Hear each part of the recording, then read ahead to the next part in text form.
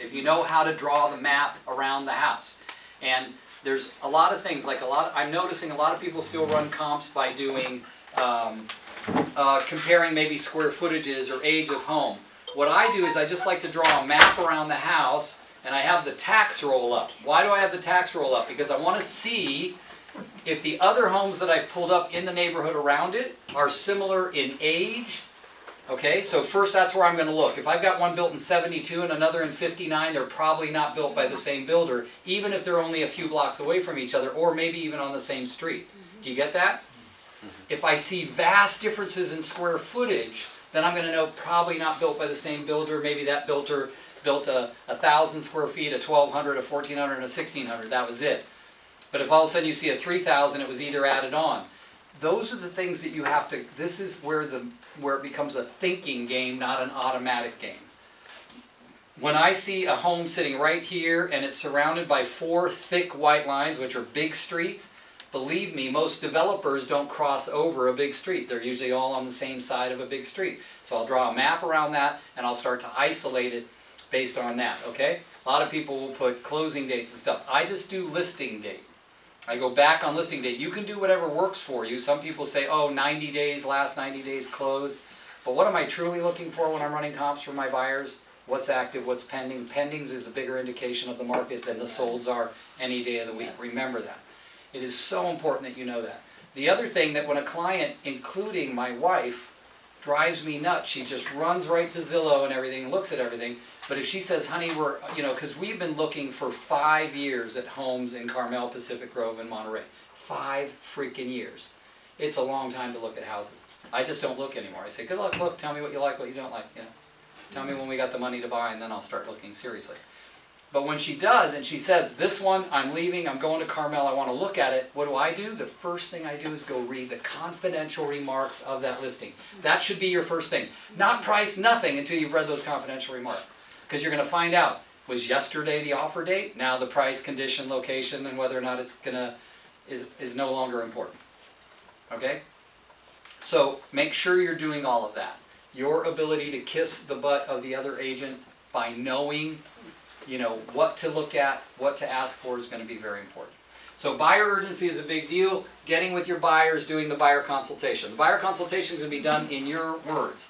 So for instance, Jennifer and I, well, a long time ago, you sent me the buyer booklet. Like that was long before Christy Buck. Remember I gave those? And now we've got a Christy Buck booklet to look at. So we're going to master our buyer booklet and a seller booklet. Okay, the buyer booklet is going to be very important for your buyer consultation, but also a resume if you're on the team, or even if you're not on the team and you want to use our brochure. You're more than welcome. Unfortunately, the brochure just says, hi, I'm Rick. It doesn't say, hi, I kind of run with Rick, like it doesn't say that. But it's good for you to have, if you're saying, I'm part of the Rick Jihad team, whether you're not, you're all more than welcome to say that, and you're more than welcome to use me for support and help anytime you need me. But you want to have enough stuff in this. Now, this is what we were doing. We used to be able to get chamber stuff. We'd go down the chamber, buy packets of stuff for them. So when a buyer was coming in, we put a really nice packet together. They'd even pass out maps. Well, that was before you could be on your phone and be on a map in a second. But there's good information in writing. The title companies have buyer-seller handbooks. All of these things are important to be prepared. A buyer consultation is much like a listing consultation.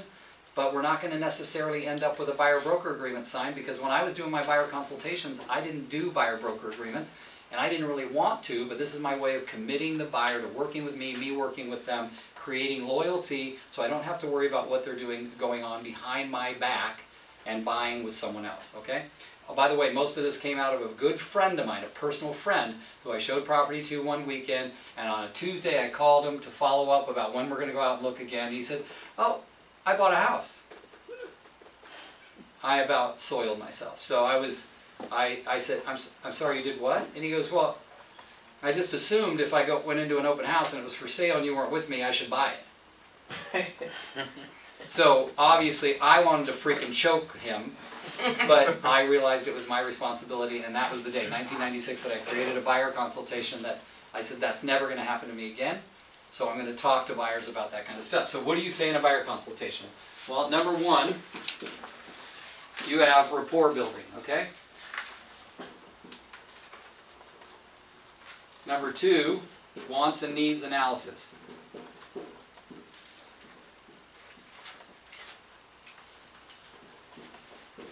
Number three, your presentation. And number four, ask for a commitment.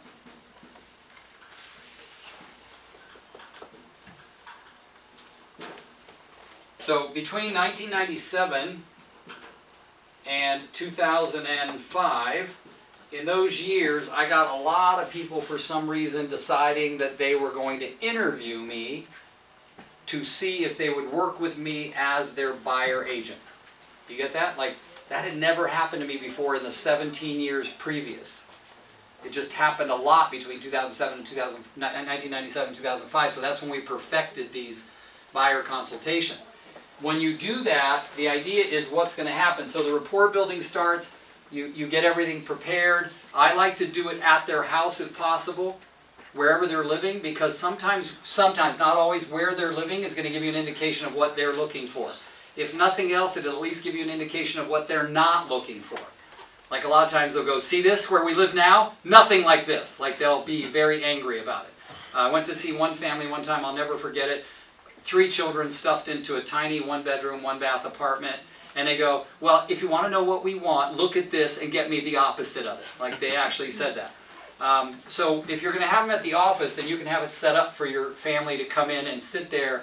A lot of times, like I think, Denise, you have a toy area here for kids somewhere? We used to have that at our Contempo Realty office in Fremont years ago. We literally had a conference room that had a box of toys in it so that we could take the family in there, or if no one was in there, we could send the kids in there and still meet with the husband and wife in our own office for peace and quiet. But you always want kind of the family sitting there. It's nice to have a packet. Believe me, even though things are very available in links nowadays, I would really like us to have something we can hand over to them and then say, we'll also be sending you all of that in a link. How cool would that be, right? Because there are still people, even young people, who like something to hold on to, okay? And I'm finding this out from them. I'm not making this stuff up as I go. I always print out my MLS and put it in a folder. Yeah. And information about, new first-time home buyers, Yes. just what to expect, that kind of thing. Yeah. And they do like it. Yeah, I agree. And for you, what's on your side, remember you have your packet. In your packet can be all kinds of things. City information, regional or county information. You probably know where they want to buy, but I wouldn't limit it to one city. Like if somebody came to me and said they were going to buy in Fremont, well, I never believed them because Newark and Union City were right next door and they had good values and they were all kind of in similar great school districts. So sometimes I just have more information on Alameda County as opposed to just one city. But play it by ear, okay, and be ready to get them what they want. Again, nowadays the consumer probably comes to you with a lot of information because they can research it all on Google. What you should have in front of you is a pen and a pad of paper. That's what you should have. Please don't use this time to be taking notes on your computer or your phone. Just feign interest in taking notes on the thing. And the better notes you take, the better it does. Yeah, like you're doing right now. And I still use pads a lot. The most important thing that I want you to do is understand rapport building. Rapport building is about being, and I've said this before, it's about being interested, not interesting. Okay? That means you ask questions, you ask open-ended questions. Open-ended questions are questions that cannot be answered with a yes or no. So how did you guys end up in Walnut Creek? Tell me a little bit about that. Oh, well, we were living in Ohio, and I met my wife in college, and she got a job out here, whatever. Take notes, because there's going to be points in the conversation where you can bring it up. I use the term significant other, not wife or husband anymore, okay? Please be sensitive to what's politically and politically incorrect. I actually, because Jennifer and Denise have had people ask, I was in a restaurant recently and I took a picture. Oh, it was in Sacramento. Did I show it to you? Yeah, you did. Yeah, I It's took like a 3-sided gender. Yes, I took a picture circle. of what a new proper bathroom sign's supposed to be like, right? Because I'm not insensitive, but I'm also not very aware. As my brother said, my head's usually at my ass. So it's hard to see bathroom signs when your head's in your ass. So, but it's important to, when you're building rapport, to make it all about them, and don't start spewing your story until it's appropriate. Meaning, I want you to imagine they have a cup full of water and you have to figure out when it's empty. In other words, they have to be able to empty their cup with you. You, just like a hairstylist, you're not just their realtor, you're going to be their counselor. I mean, this is a big decision. So allowing them to empty their cup. Once they've emptied your cup, I always like to, once they've emptied the cup, I like to say, let me give you a little brief information about me. I'm the least important person in this storytelling time, but I want you to at least know you're talking about. My name's Rick G. I'm born in Oakland, raised in Fremont. I've been selling real estate for almost 40 years. I have 2 grown sons, 31 and 34. I'm married. I know most of the Bay Area like the back of my hand, and I pride myself on working with nothing but the most consummate professionals that make up the team I work with. That's it, like something like that. And I might even say at the end, our mission is to improve the lives of all we serve, especially people like you who we help buy a house. Like something like that, okay? And our mission statement's important. You got to know yours and your core values. Now, thanks to Jennifer and Denise and Gina, I have a nice little brochure that I can hand them that has the mission statement, the core values, and the beliefs on it so that they can read that. All right, that's the end of that. Then we get into the wants and needs analysis. This is vital, you guys. First, you have to understand there's certain laws that you might want to or not bring up, but as long as you're aware of them, commission by law are negotiable, those kinds of things, that even though that wouldn't relate very much to a buyer, it's important to know those kinds of things. But what I like to talk to them about is, Mr. and Mrs. Buyer, we know, because of the years we've been doing this, and even if I was brand new in real estate, I'd know it because of what I've learned getting to this point in my life, is that there's going to be certain things that if you can't have those things, you don't want to buy a house, period. Those are what we call we must-haves. And then we have the would likes. I would kind of like this, but if I can't have it, it's okay. It's going to be very important for me to get you as many of your top 10 things as you'd like. So I'd like to go over kind of what you're thinking, what you're dreaming, and finding out about it. Now remember, I do want to go back and make sure you write down in here. During rapport building, I find out a couple of very important questions, and let me tell you what they are. I forgot to include those, and I want to make sure you get them. Mr. and Mrs. Buyer, prior to us getting to, remember this is after you've done the rapport building and you're talking. Have you ever had an experience with another real estate agent for any reason at all? Make sure that question gets asked. Have you ever had an experience with another real estate agent for any reason at all? Now, why would I be asking that? Did they ever sell a home? Did you ever buy a home? Did you try to buy a home with something? This is important. Now, when I get to that, then I say this. I say, oh, you did? So what was that? Oh, like 20 years ago, we sold a house, and then we thought we'd never own again. We were renting. Well, wait, let's back up. On a scale of 1 to 10, with 10 being amazing and 1 being you hope you never hear from that realtor again, how was your experience with that realtor? Very important no matter when that you ask that. Why? What are you looking for? What did we not like so that you don't repeat those behaviors, right? Every time I've gotten a listing appointment where they were expired or on the market previous years, one of my favorite questions is, tell me a little bit about your experience last time you were on the market. On a scale of 1 to 10, with 10 being you can't wait to see the realtor again, 1 being you hope you never see them again, tell me how your experience was with the realtor you had. Oh, it was a 6. Great. What would it have taken for it to be a 10? Now, I'm listening. What would it have taken? Well, he would have needed to call us more often. I better call him more often. Like anything they say, please be capturing that. Is everybody clear on that? Okay.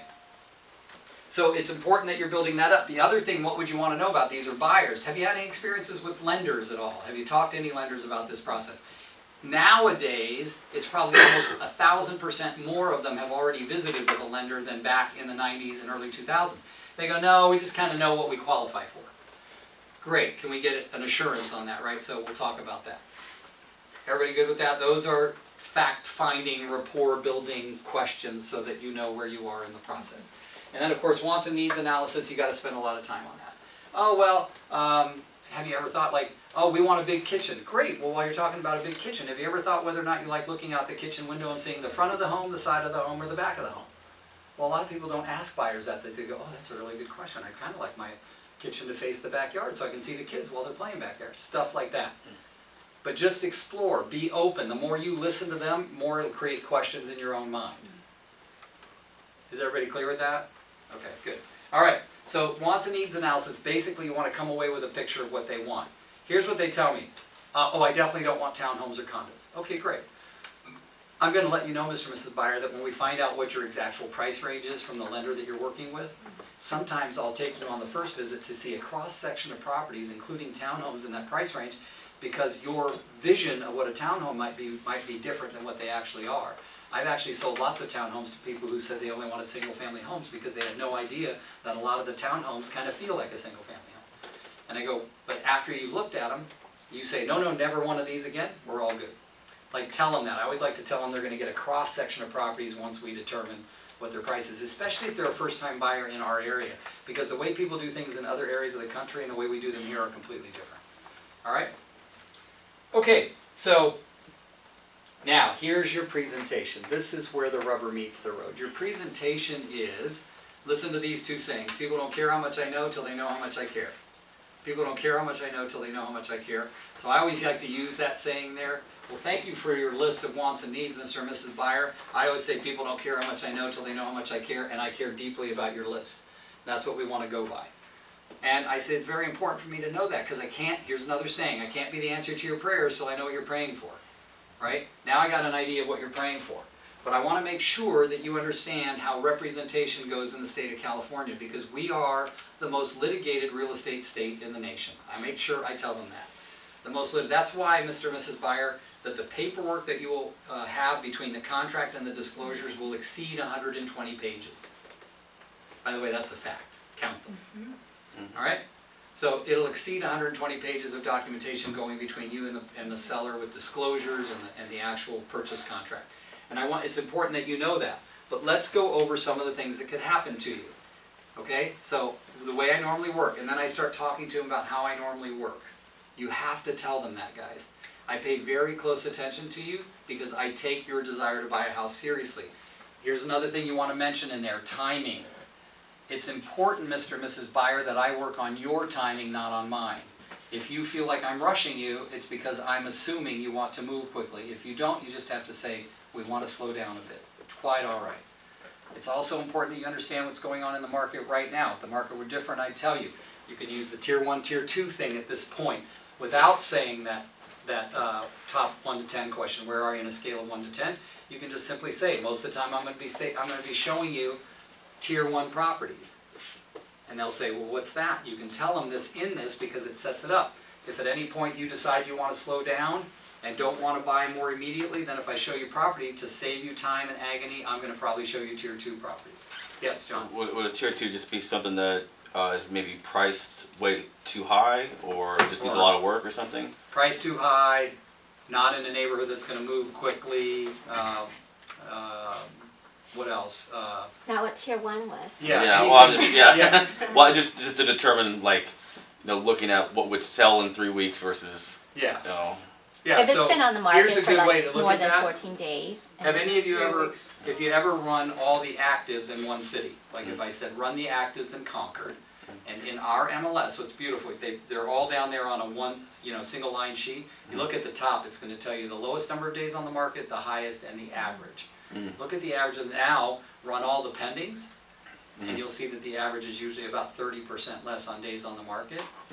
And those pending ones are most usually, the ones that are under 15 days on the market are usually your Tier 1s, and the ones with 48, 50, 90 days, those are your Tier 2 properties. got it. Yeah, so play it by ear. Also look, when you go, if you see an offer date, on the ones with an offer date, in about 95% of the cases, they're a Tier 1 property. Okay. Because the agent has at least done the research and said, I'm pricing it low enough so it'll bring multiple offers, and that's going to be a Tier 1 property. Got it. Perfect. Kind of like our Hidden Lane was, right? It was a Tier 1 property, just took 6 months to sell. So. Kidding. All right, so now this presentation part is vital. What are some of the ways people can buy houses besides us? Online. Online? But Builders. builders, yes. What happens if they go into a builder and sign a card without you? You're Get out. it. Yeah. Stumped, yes. All of this stuff has to come up. The only difference between now, 1997 and 05 to now, is the whole online thing. Purple bricks, offers, OFRS, what is it called? And Express offers. express offers, and all of these things. So it's important that these come up. Mr. and Mrs. Buyer, it's important when I'm talking to you today that you understand that there are so many people dying out there to represent you. The problem is They're seeking the commission and not seeking your well-being. That's where the difference between me, your local community realtor, and all of those billion-dollar corporations that are doing the best. They claim to be able to get you better deals, but if statistically, if you research it, the people getting you the best deals and looking out for your well-being for the future are the local community realtors like us. So do you get that? Like, you've got to learn to practice wording so that you sound sincere and authentic and vulnerable, and that you actually are, that you don't just sound like it, right? Like you really are truthfully caring about the well-being. I love when I hear these commercials. Yes, I love Purple Bricks because nobody comes into my house and bothers me, and they just came and made me an offer. And what? How much was that offer? Lady, are you stupid? Nobody gets anything for free, right? But nobody's thinking of those things. We are. We're trying to show people that we can help them get a good bargain and a house that's not going to fall apart, and it's going to be inspected and researched, and we're going to do all of that with them. So it's important to go over that. What would happen in the presentation? Making them understand that they should not agree to anything, click yes on anything, go into any builder without you. Everything has to be. One of the things that I would say about the builders, now Mr. and Mrs. Buyer, back in our day, guys, we had a lot of people that would put the word exclusive on a for sale sign. But they don't do that nowadays. Exclusive meant it's just me and the sellers, your buyer, and you are not welcome. Meaning, if your buyer walks in, they're being represented by that agent, not by you. So that was one of the warnings we have to tell them. We tell them for sale by owners. We warn them about for sale by owners. Remember, Mr. and Mrs. Buyer, if you decide you want to walk into a for sale by owner, here's what I'm going to tell you. Absolutely feel free to if I'm not with you. Or you can call me and I'll set up the appointment for you. That would be better. But either way, what I want you to know is that seller is only hoping to avoid paying commission. Why they're hoping to do that, that's their financial issue. But what they're also doing in the meantime is saying you can't have representation. When the fact is, without regard to compensation, you are entitled to your own representation. And that is something that's unique about the state of California. And by the way, not everybody in the United States, less than half the states have agency laws similar to ours. So if you don't know that, like a lot of times if you are representing a buyer, you are actually a sub-agent of the seller in very many states, not most states. But I don't want to be a sub-agent of the seller. I want to be the buyer's agent when I'm representing the buyer. So it's important that those things come up in your presentation. Your language has to be practiced and repeatable. Right? Mr. and Mrs. Buyer, why would you want to walk into a builder? Well, because that's what people do. They have flags and balloons and signs to attract you to walk into a builder without me. But the minute you walk in there and sign a card, they basically will refuse you the right to have representation from the outside. And you're not buying a Saturn. It's not sticker price and that's it. Yeah. I tell them, I go, people think when they're buying a brand new home that they don't need to get inspections because it's a brand new home. They got a built-in warranty. I said, I don't allow my clients to have a brand new home that wasn't inspected. Because I don't know the quality of their workmanship, but I know the quality of my inspectors. Right? Those are the kinds of things. You want to say to them, you don't want to scare them. I'm not a big scare tactic person. I just want them aware that I am there to represent them and watch out after them. Yes? So I know that certain builders will just pay a referral fee Right. and not a commission, and it kind of depends on who they are. What do you? How they pay you is not important, Mm-hmm. just that you're down as the representative. Mm-hmm. Because even when they're paying you a referral fee, what they're saying and what their contract will say is the builder is the seller and representing both the seller and the buyer. Mm-hmm. That's what their contractual thing is going to say. They won't say legally you're representing them. You need to make sure legally that whatever their contract says, you've at least explained to your buyer that, oh, by the way, they're not allowing me to be, they are stating that they're your representative, which I'm fine with as long as you feel good to openly ask me for help and support on interpreting what you're signing, being here for your walkthrough, those kinds of things. How many of you sold new construction? I know Marissa sold a couple, Sherry, Patricia. Anybody else? Okay, good. Oh, a lot of you, great. So, selling new construction is kind of fun. Your best thing that you can be doing when you're selling new construction is kiss everyone's butt at the new home company. Everybody. The supervisor that does the walkthrough, the sales agent, anybody that you can shake hands with. Thank you so much. Gosh, we're so excited to have your community in our area. Things like that. Just, kiss butt, kiss butt, kiss butt, kiss butt. It's fun. So, just because those people will remember you. I had one period where I sold 3 new townhomes in a development in Dublin back in the 90s, and it paid dividends for like 10 years after that. Just because I sold 3. And that, like, they were referring me listings from people who walked in. It was just great. It doesn't happen all that often, but it's fun when it does. So you got to make sure that part is down, and then your final part is asking for a commitment. Can we agree to work together? Now, one of the things in your presentation that connects these two is the ask for loyalty. Your job to keep loyalty is to make sure you never leave a buyer, never hang up the phone with a buyer that's yours, or leave an appointment without having set up the next communication. Why? Right? This is what they used to tell us when we were younger. When's the best time to tell your buyers that you love them? Anyone? Yeah, just before another broker does. All right? And that's the whole thing. If you're not constantly talking to them, setting them up, yes, we have drips now, but what happens, the problem with the drip is we think they're going to let us know. Right? So you got to make sure that the drip is being copied to you, so you can pick up the phone and say, hey, even if you haven't seen it, you look at the pictures, you go, hey, I went by and saw that one at 1234 Main Street today, and I thought of you. I feel like it's kind of what you're looking for. You want to go out and see it? Like stuff like that. The system is so simple now. It tells you which one they picked as their favorite. It tells you everything, right? I think it does. Anybody? Used to on Boomtown. I imagine it does on everything else. KV Core, the rest. Right, yeah. Does? When they're looking for at the online. Right, yeah. Yeah. they'll- I know it does it when you set their search up through the MLS. It allows them to check a favorite or one that they're no longer interested in, and you can start to narrow it down. It's the behavioral something. Yeah. Yeah. All right, so I'm going to stop right there. The commitment is important because I remember people saying, well, we're going to, we'll get back to you. Great, when can I expect you to let me know if we'll be working together or not? That was when they left. It always made me nervous that they left without a decision. What I'd love when they say, is it okay if my wife and I stay here for a minute and you leave, give us the room for a second? Oh, great. Or my wife and I want to go into the conference room and talk. Well, then you knew they were thinking of making the decision right there.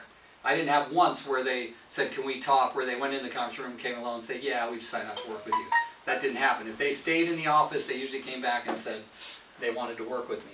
So we start that relationship. So it's very important. Yes, we all get busy.